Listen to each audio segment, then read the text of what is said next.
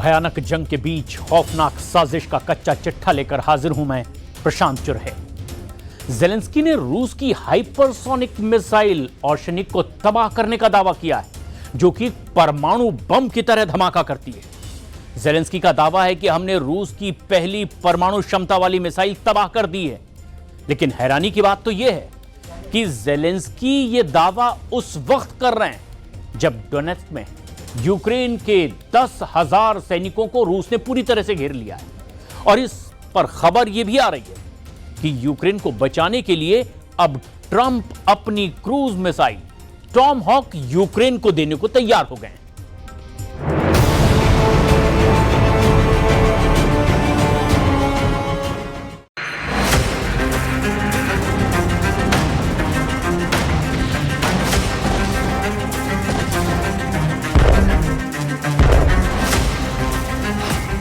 तबाह हुई रूसी परमाणु मिसाइल, हमले को तैयार टॉमहॉक। लगभग 4 साल की जंग में ऐसा पहली बार हुआ है कि जब रूस की एक हाइपरसोनिक बैलिस्टिक मिसाइल को यूक्रेन ने तबाह करने का दावा किया है। हैरानी की बात तो यह है कि इस दावे ने रूस के गुस्से को 7वें आसमान पर पहुंचा दिया है। कुछ रिपोर्ट्स का दावा है कि रूस ने पूर्वी यूक्रेन के डोनेत्स्क में घिरे 10,000 से ज्यादा यूक्रेनी सैनिकों पर शिकंजा और कस लिया है। और दावा यह भी कि रूस ने 1,70,000 सैनिकों की नई टुकड़ियां डोनेत्स्क की तरफ रवाना कर दी है।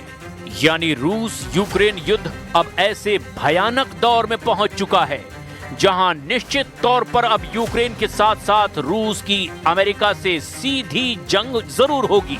हम आपको दिखाने जा रहे हैं कि कैसे 3 अमेरिकी अधिकारियों ने अमेरिकी मीडिया को नाम न बताने की शर्त पर दावा किया कि अमेरिका यूक्रेन को अपनी सबसोनिक क्रूज मिसाइल टॉमहॉक देने को तैयार हो चुका है। यानी अब यूक्रेन आसानी से रूस में घुसकर 2,500 किलोमीटर तक हमला करेगा। कुल मिलाकर पिछले 24 घंटे में जबरदस्त खलबली मची हुई है। रूस अब अमेरिका, यूरोप और नेटो के साथ पूरी ताकत से जंग लड़ने को तैयार है। इधर जर्मनी ने डंके की चोट पर कह दिया है कि अगर रूस ने जर्मनी पर हमला किया तो हम इसका भयंकर मुंहतोड़ जवाब देंगे। तबाह हुई ओरेश्निक मिसाइल, रूस की परमाणु हार। यकीन करना मुश्किल है कि यूक्रेन रूस की हाइपरसोनिक मिसाइल ओरेश्निक को तबाह कर सकता है। ओरेश्निक रूस की वो बैलिस्टिक मिसाइल है जो किसी परमाणु मिसाइल से कम नहीं है और इसे यूक्रेन में परमाणु मिसाइल के तौर पर ही देखा जा सकता है। अब सवाल यह उठता है कि जिस रूसी हाइपरसोनिक बैलिस्टिक मिसाइल ओरेश्निक को तबाह करने का दावा यूक्रेन कर रहा है, उन दावों में आखिर कितना दम है और यूक्रेन ने इतना बड़ा हमला कब और कैसे किया? यूक्रेन के राष्ट्रपति और यूक्रेनी कमांडर, यूक्रेन की एसबीयू के चीफ वासिल मालियुक ने दावा किया कि उन्होंने रूस में घुस करके रूस की हाइपरसोनिक ओरेश्निक मिसाइल को तबाह किया। हम आपको एनिमेशन के जरिए दिखाते हैं कि कैसे यूक्रेन ने रूस के अंदर घुस करके इतने बड़े ऑपरेशन को अंजाम दिया है।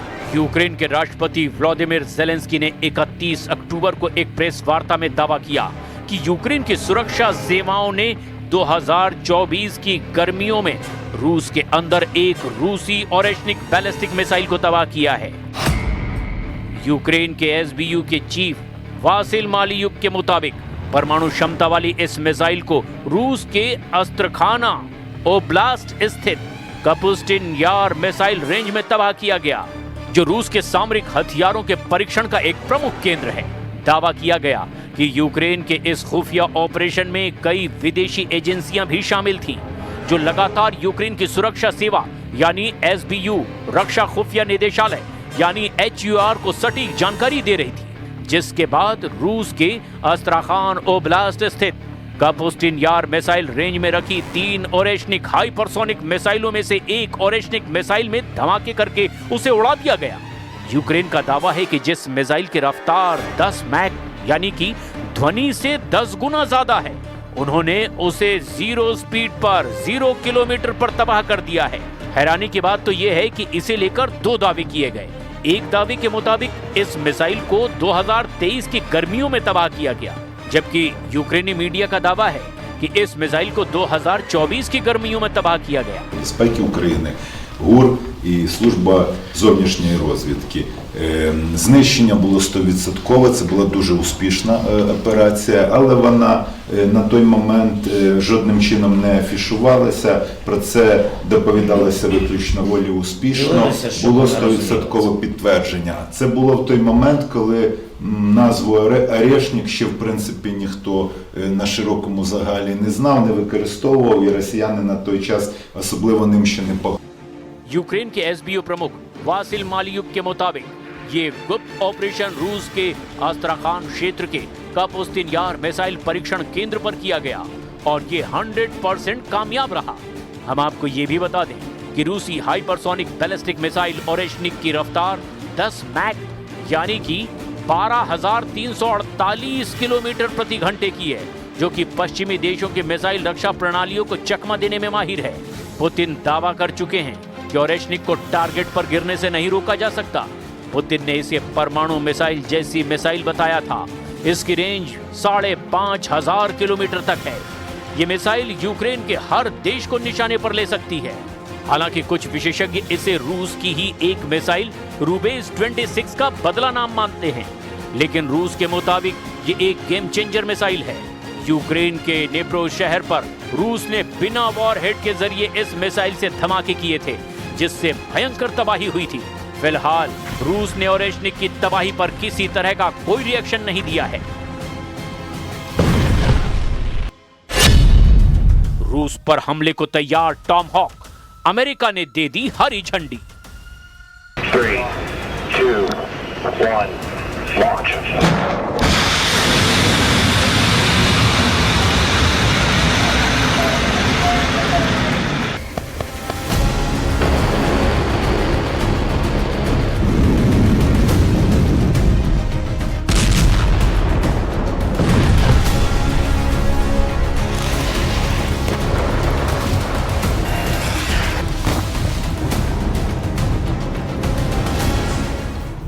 यूक्रेन के दावों के बीच अमेरिका से भी हैरान करने वाली खबर सामने आई है। दावा किया जा रहा है कि रूस के खिलाफ जिस अमेरिकी क्रूज मिसाइल टॉम हॉक को देने से राष्ट्रपति ट्रंप मना कर रहे थे, वो ट्रंप अब रूस पर भीषण हमला करने के लिए यूक्रेन को टॉम हॉक मिसाइलें देने को तैयार हो चुके हैं। अमेरिकी मीडिया CNN की एक रिपोर्ट में जबरदस्त दावा किया गया है।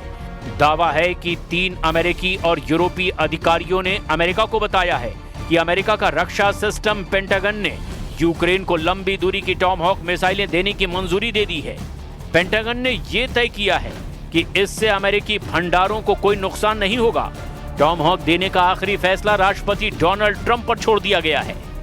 CNN की रिपोर्ट के मुताबिक ज्वाइंट चीफ ऑफ स्टाफ ने इसी महीने की शुरुआत में व्हाइट हाउस को अपना आकलन सौंप दिया था। ये ट्रंप की व्लादिमीर ज़ेलेंस्की से मुलाकात से कुछ समय पहले हुआ था। ज़ेलेंस्की ने वॉशिंगटन से रूस के तेल और ऊर्जा प्रतिष्ठानों पर हमला करने के लिए हथियार देने का आग्रह किया था, जिसमें ज़ेलेंस्की और यूक्रेनी सेना की पहली पसंद टॉम हॉक क्रूज मिसाइल थी, जिसका हमला करने का रिकॉर्ड शानदार है। टॉम हॉक मिसाइल की मारक क्षमता 2500 किलोमीटर है और ये रूस की राजधानी मॉस्को सहित रूस के अधिकतर हिस्सों में कहीं भी हमला कर सकती है।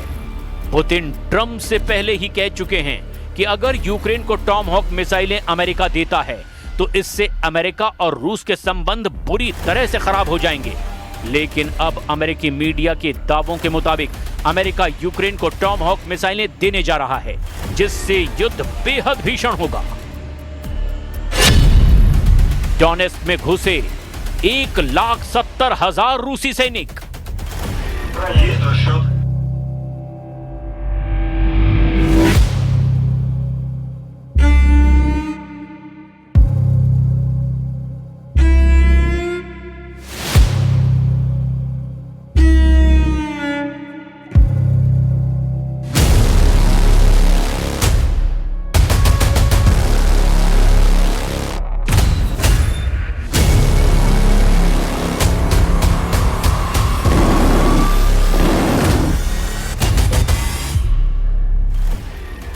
इधर यूक्रेन के राष्ट्रपति व्लादिमीर ज़ेलेंस्की ने दावा किया है कि रूस के पूर्वी डोनेस्क क्षेत्र में करीब 1,70,000 सैनिकों को तैनात कर दिया गया है। इन सैनिकों का लक्ष्य यूक्रेन के रणनीतिक शहर पोक्रोवस्क पर कब्जा करना है, जो देश के पूर्वी मोर्चे पर आपूर्ति और सैनिकों की आवाजाही का सबसे अहम केंद्र माना जाता है। ज़ेलेंस्की का कहना है कि पोक्रोवस्क में स्थिति कठिन है। यहाँ रूसी टुकड़ियां शहर में घुस आई हैं, लेकिन यूक्रेनी बल उन्हें पीछे धकेल रहे हैं। राष्ट्रपति ने रूस के उन दावों को सिरे से खारिज कर दिया है जिसमें कहा गया था कि पोक्रोवस्क शहर की घेराबंदी हो चुकी है, जबकि जमीनी रिपोर्ट के मुताबिक यूक्रेन के खिलाफ रूस ने इस वक्त दो तरफ से भयंकर मोर्चे खोल रखे हैं। दावा किया जा रहा है कि रूस ने जहां एक तरफ यूक्रेन की राजधानी कीव पर भीषण हमले शुरू कर रखे हैं, वहीं पूर्वी यूक्रेन के डॉनबॉस इलाके पर इतने तीखे और भीषण हमले किए गए हैं कि कई पूर्वी शहरों में यूक्रेनी सेना चारों तरफ से घिर चुकी है। सबसे हैरानी की बात तो यह है कि यूक्रेन के राष्ट्रपति ने भी माना है कि हमारी सेना को पूर्वी यूक्रेन के पोक्रोवस्क शहर पर काफी भीषण जंग का सामना करना पड़ रहा है। लेकिन यहां पर देखने वाली बात यह है कि रूस ने 10,000 यूक्रेनी सैनिकों को घेरने का दावा किया है, जिसमें यूक्रेनी सेना के स्पेशल यूनिट भी शामिल है। रूसी और यूक्रेनी सेनाएं यूक्रेन के पूर्वी शहरों पोक्रोवस्क और मिरनोराद में भीषण जंग कर रही हैं। दावा यह किया जा रहा है कि रूस की सेना डोनेस्क के पोक्रोवस्क और मिरनोराद में बड़े इलाके पर कब्जा कर चुकी है। रूसी सेना प्रमुख वालेरी गेरासिमोव ने राष्ट्रपति व्लादिमीर पुतिन के सामने ही दावा किया कि रूस की दूसरी और 91वीं संयुक्त सशस्त्र सेनाओं ने मिलकर के यूक्रेनी सेनाओं पर भीषण हमला किया है। रूसी सेना प्रमुख वालेरी गेरासिमोव ने यहां तक दावा किया कि हमारी सेना की 2 यूनिट पोक्रोवस्क और मिरनोराद में दुश्मन के खिलाफ जबरदस्त जीत हासिल कर रही है। दावा तो यहां तक किया जा रहा है कि घेरे गए 5,500 यूक्रेनी सैनिक, जिनमें यूक्रेन की विशेष एयरबोर्न यूनिट और समुद्री लड़ाकू इकाइयों यानी मरानी यूनिट के कमांडो तक रूसी सेनाओं से पूरी तरह घिर चुके हैं। रूस के राष्ट्रपति व्लादिमीर पुतिन ने रक्षा मंत्रालय को 3 क्षेत्रों में घिरे यूक्रेन के सैनिकों की वास्तविक स्थिति को दिखाने के लिए विदेशी मीडिया को सुरक्षित पहुंच प्रदान करने का आदेश दिया है। यानी इंटरनेशनल मीडिया के लिए रूसी सेना ऐसा सुरक्षित गलियारा बना रही है जहां से इंटरनेशनल मीडिया के पत्रकार पोक्रोवस्क में घुस करके सरेंडर की स्थिति में पहुंच चुके यूक्रेनी सेना के हालात देख सकते हैं। रूसी सेना मीडिया को घेरे हुए क्रास्नोआर्मेस्क, दिमित्रोव और कुपियांस्क के इलाकों का दौरा भी करने जा रही है, ताकि ट्रंप और ज़ेलेंस्की की जीत के दावों की पोल खोली जा सके। हालांकि यूक्रेन के राष्ट्रपति व्लादिमीर ज़ेलेंस्की ने भी माना है कि पोक्रोवस्क में रूसी सेना ने बहुत बड़ा हमला किया है, जहां पर भीषण लड़ाई चल रही है। ज़ेलेंस्की ने एक बार फिर से मित्र देशों से अपील की है कि यूक्रेन को घातक और लंबी दूरी के हथियारों की सख्त जरूरत है। Удар був складний, комбінований, спеціально прорахований, що було важко протидіяти. Були і ракети, включно з балістикою та аеробалістичними, 52 ракети загалом. Більше 600 ударних дронів, із них шахеди близько 400. Більшість дронів знешкодили, 2/3 ракет теж збито.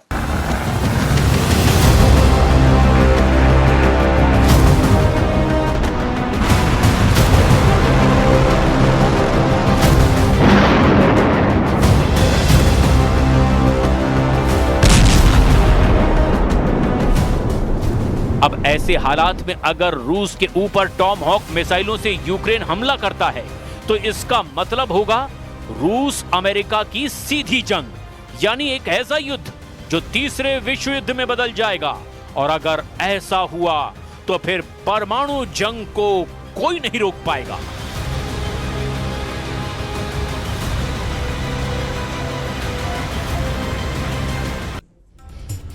वेनेजुएला का युद्ध अब किसी भी वक्त शुरू हो सकता है।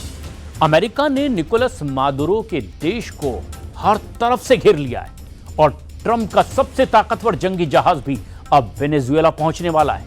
और अब हर तरफ से यही सिग्नल मिल रहे हैं कि डोनाल्ड ट्रंप किसी भी वक्त हमले का ऑर्डर दे सकते हैं। लेकिन राष्ट्रपति मादुरो ने मॉस्को, बीजिंग और तेहरान फोन डायल करके ट्रंप को बहुत ज्यादा चौंका कर रख दिया है।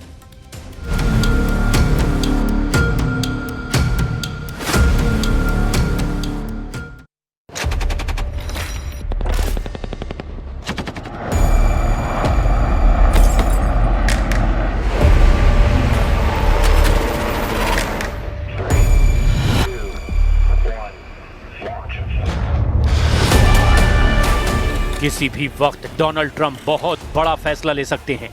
किसी भी वक्त वेनेजुएला में टॉम हॉक मिसाइल फायर की जा सकती है। किसी भी वक्त वेनेजुएला के राष्ट्रपति निकोलस मादुरो को सत्ता से हटाने वाला युद्ध शुरू हो सकता है।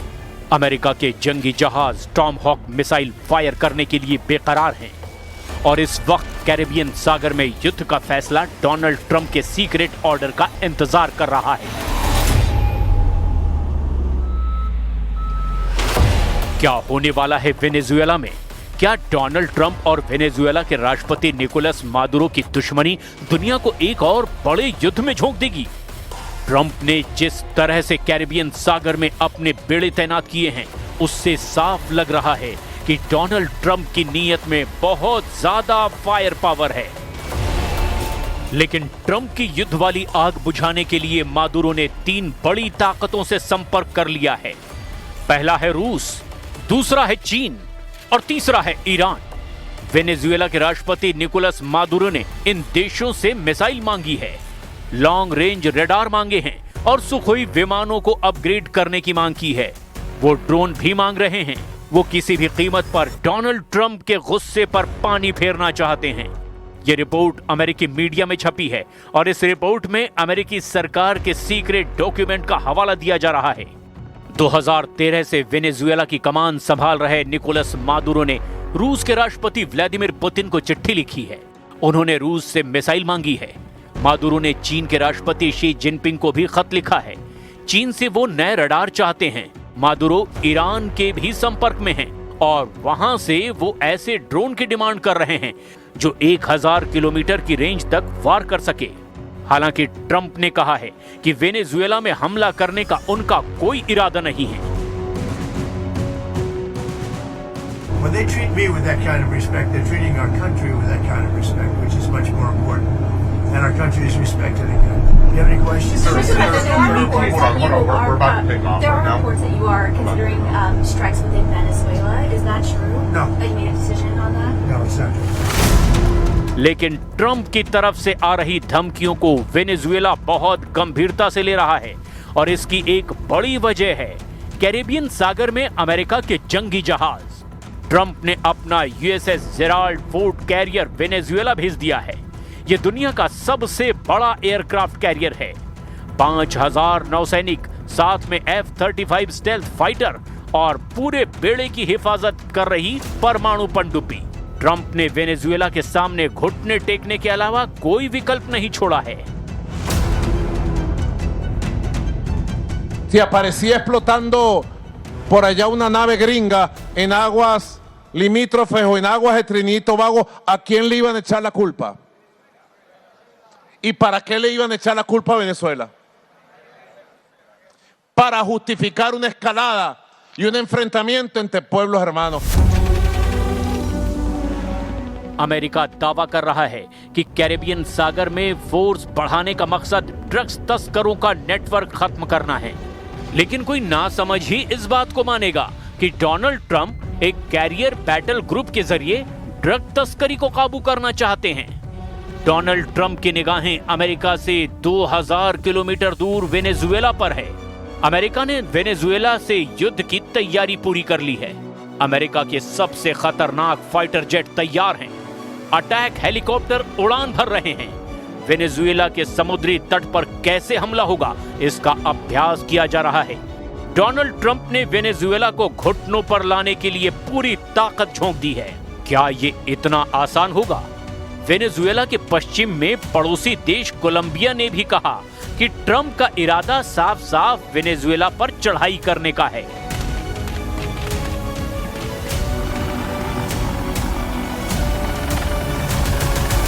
There's no need to fire missiles. It's absolutely ineffective. And this action doesn't seem to be really aimed at seizing cocaine, but rather at an invasion, which is also absurdly illegal and has more of an objective of oil than defending the American society from illicit drugs. लेकिन एक दक्षिण अमेरिकी देश Venezuela को पस्त करने के चक्कर में डोनाल्ड ट्रंप से एक बड़ी गलती हो सकती है। इसे अभी से ट्रंप का काराकस ब्लंडर कहा जा रहा है। डोनाल्ड ट्रंप क्या वेनेजुएला से युद्ध करके अमेरिका को दूसरे वियतनाम में फंसाने जा रहे हैं? ऐसे बहुत से सवाल हैं जो इस वक्त अमेरिका की इस नेवल कमांडो टीम के जहन में भी घूम रहे होंगे। फास्ट बोट पर सवार ये सैनिक अमेरिका के स्पेशल फोर्स का हिस्सा हैं। इनका काम होता है दुश्मन के इलाके में घुसकर उसे खत्म करना या पूरे इलाके पर कब्जा जमाना। M240 मीडियम मशीन गन के साथ अमेरिका के सील कमांडो बता रहे हैं कि कैसे वो वेनेजुएला के खिलाफ एक बड़े युद्ध के लिए तैयार हो चुके हैं। कैरेबियन सागर में ड्रग तस्करों को खत्म करने की आड़ में अब वेनेजुएला डोनाल्ड ट्रंप का प्राइम टारगेट बन चुका है।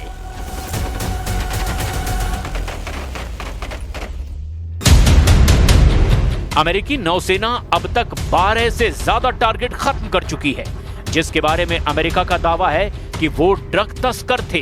हालांकि अभी तक अमेरिका ने जिन नावों पर बमबारी की उसमें ड्रग या फिर मारे गए 61 तस्करों के बारे में बहुत कम जानकारी दी है। सवाल यह है कि क्या रूस और चीन दोनों वेनेजुएला को बचाने पहुंचेंगे या फिर हथियारों और बाकी मदद पहुंचाकर पुतिन और जिनपिंग दोनों मिलकर ट्रंप को वेनेजुएला की जमीन पर घेर सकते हैं, या यूं कहें कि वेनेजुएला को ट्रंप का वियतनाम बना सकते हैं। रूस और वेनेजुएला के सामरिक संबंध हैं। रूस की तरफ से एक सीक्रेट ट्रांसपोर्ट विमान IL-76 वेनेजुएला के चक्कर लगा चुका है। इस साल 7 मई को ही मॉस्को में पुतिन और मादुरो की मुलाकात हुई थी और ये बात पुतिन सरकार बार बार कह चुकी है कि वो वेनेजुएला की संप्रभुता की रक्षा करने में उनके साथ हैं, और ये बात भी कि रूस अपने साथियों के खिलाफ खतरों को लेकर जवाब देने के लिए तैयार है। लेकिन यूक्रेन और नेटो के खिलाफ रूस बहुत ज्यादा फंसा हुआ है और इस वक्त ट्रंप का मूड ज्यादा खतरनाक नजर आ रहा है। दावा किया जा रहा है कि अमेरिकी नौसेना ने अपनी 10% ताकत अभी कैरिबियन सागर में तैनात कर दी है और उसका सबसे बड़ा टारगेट वेनेजुएला ही बन चुका है। डोनाल्ड ट्रंप का एजेंडा बिल्कुल साफ नजर आ रहा है। वो जानते हैं कि जिस तरह से अमेरिका ने इराक से सद्दाम हुसैन को हटाया, लीबिया से मुअम्मर गद्दाफी को हटाया, जिस तरह सीरिया से बशर अल असद को हटाया गया, ठीक वैसे ही वेनेजुएला से मादुरो को हटाया जा सकता है। पर सवाल है कि क्या पुतिन ऐसा होने देंगे? इस साल जुलाई में ही रूस ने वेनेजुएला में कैलाशनिकोव की हथियार फैक्ट्री खोली है। वेनेजुएला के तेल और गैस भंडार में भी रूस का दखल है। मामला हजारों करोड़ डॉलर का है और इस बार डोनाल्ड ट्रंप की भी नजर है। इसीलिए अमेरिका ने बड़े पैमाने पर अपनी नौसेना को वेनेजुएला के पास तैनात कर दिया है। कुछ हफ्तों के अंदर अचानक दक्षिण अमेरिका में युद्ध का माहौल बन गया। कैरेबियन सागर अब काला सागर की तरह उबलने लगा है, क्योंकि अमेरिका के बड़े बड़े जंगी जहाज वेनेजुएला के आसपास मंडरा रहे हैं। ट्रंप का फोकस अचानक ईरान और यूक्रेन से निकलकर वेनेजुएला पर पहुंच गया है। अमेरिका की फौज ने वेनेजुएला पर हमला करने की पूरी तैयारी कर ली है। डोनाल्ड ट्रंप बता रहे हैं कि किसी भी वक्त वेनेजुएला का वो हाल किया जा सकता है जैसे इजराइल ने गाजा का किया है। वेनेजुएला के राष्ट्रपति निकोलस मादुरो ने कहा है कि उनकी फौज अब अमेरिका की एयरफोर्स की हवा निकालने के लिए तैयार है। मादुरो ने कहा कि अमेरिका की धमकियों के आगे वेनेजुएला झुकेगा नहीं। वेनेजुएला के राष्ट्रपति निकोलस मादुरो और अमेरिका के राष्ट्रपति डोनाल्ड ट्रंप के बीच 36 का आंकड़ा है। ट्रंप ने मादुरो को ड्रग तस्करी करने वाले संगठन का मुखिया तक करार दिया है। यही वजह है कि अब मादुरो को सत्ता से हटाने के लिए ट्रंप युद्ध करना चाहते हैं। इसीलिए अमेरिकी सेना के बेहतरीन से बेहतरीन वेपन सिस्टम को इस वक्त वेनेजुएला के आसपास पहुंचा दिया गया है। वेनेजुएला ने अमेरिकी हवाई हमले को काउंटर करने के लिए अपने एयर डिफेंस को चौकन्ना कर दिया है। वेनेजुएला के एयर स्पेस पर कब्जा करने के लिए ट्रंप यहां के तट पर अपनी फौज उतारना चाहते हैं, लेकिन वेनेजुएला ने अमेरिका को रोकने के लिए इंग्ला मिसाइल सिस्टम एक्टिव कर दिया है। स्वीडन से लिया गया RBS-70 एयर डिफेंस सिस्टम भी तैनात कर दिया गया है। ये दोनों एयर डिफेंस सिस्टम हेलीकॉप्टर और ड्रोन को मार गिराने में बहुत पुख्ता माने जाते हैं। अमेरिका का मीडिया बता रहा है कि CIA को ऑर्डर मिल चुका है और डोनाल्ड ट्रंप का वेनेजुएला को मिट्टी में मिलाने वाला मिशन किसी भी वक्त शुरू किया जा सकता है।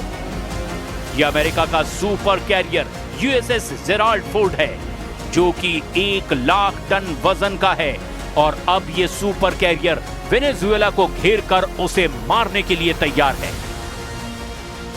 Una guerra que nosotros vamos a evitar. ¿Con qué? Con la movilización de los pueblos de América del Sur. Porque América del Sur y el Caribe todo dice no a la guerra. Donald Trump के युद्ध वाले इरादों के पीछे तेल का खेल बताया जा रहा है। इसमें कोई शक नहीं कि ट्रंप की नजर इस वक्त अमेरिका के दुश्मनों पर है, चाहे वो फारस की खाड़ी हो या फिर कैरेबियन सागर। अमेरिका का एक दुश्मन तो ईरान है और दूसरा दुश्मन बन चुका है वेनेजुएला, और ये दोनों ही तेल के सबसे बड़े जखीरे माने जाते हैं।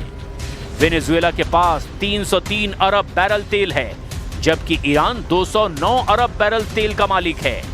लेकिन दोनों के खिलाफ बड़ा हमला करके डोनाल्ड ट्रंप अमेरिका के लिए कुछ बड़ा हासिल करना चाहते हैं। लेकिन ईरान और वेनेजुएला दोनों के तेवर बता रहे हैं कि वो अमेरिका के आगे नहीं झुकेंगे, चाहे परमाणु कार्यक्रम का मुद्दा हो या फिर इजराइल और फिलिस्तीन का मुद्दा। एक तरफ ईरान ट्रंप का हर प्लान नाकाम करना चाहता है, क्योंकि ऐसे सिग्नल ईरान के सर्वोच्च नेता अली खामनेई बार बार दे रहे हैं। वहीं अब वेनेजुएला ने भी अपने बाजू दिखाने शुरू कर दिए हैं। मादुरो के साथ अगर रूस और चीन खड़े हुए तो समझ लीजिए कि वेनेजुएला अमेरिका के लिए दूसरा वियतनाम बन जाएगा। वेनेजुएला भी साफ साफ जाहिर कर चुका है कि उसने अमेरिका की दादागिरी की रिपोर्ट मॉस्को और बीजिंग तक पहुंचा दी है। इजराइल हमास युद्ध अब एक बार फिर से भड़क गया है। हमास लड़ाकों ने इजराइल के एक सैनिक पर हमला किया और इसके बाद पलटवार में गाजा में भयानक बमबारी शुरू हो गई है। ट्रंप ने भी हमास पर इजराइल के हमले का समर्थन कर दिया है। वहीं इस बार कतर भी अब इजराइल के साथ आ चुका है, मगर तुर्की के राष्ट्रपति एर्दोआन ने इजराइल के हमले को नरसंहार करार दिया। एर्दोआन ने लड़ाका ग्रुप के लिए अब नेटो जैसी संयुक्त सेना का संगठन बनाने का भी सिग्नल दे दिया है।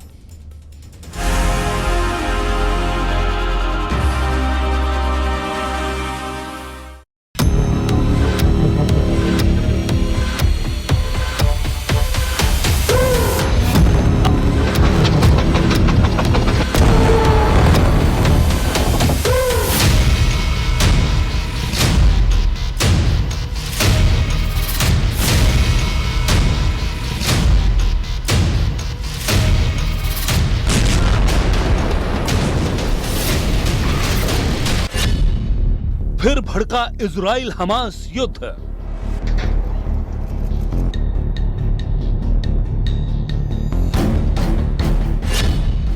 एक के बदले 100 का सफाया।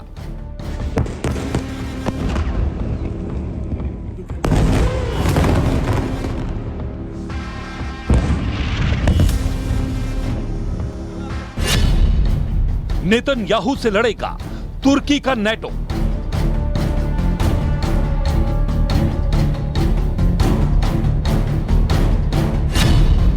ट्रंप से एर्दोआन का डबल गेम।